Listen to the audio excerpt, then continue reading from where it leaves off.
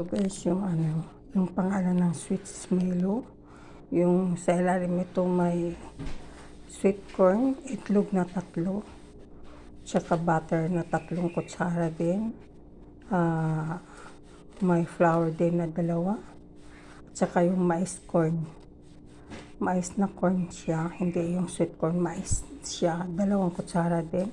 Tsaka nilagyan ng yeast or baking powder, 1 kutsara at kalahati. Ngayon, nilagyan din ng butter, 3 kutsara. Dito ilalagay, ito yung sweets niya. Yung cake pan niya, nilagyan ng asukal, butter at saka asukal. Instead of flour, asukal yung nilagay. Ang pangalan pala nito, Milo. Yung pangalan. Ito yung niya.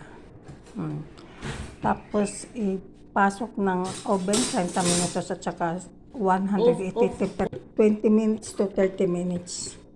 Yung niya, 180 temperature pagpasok sa oven, di ba?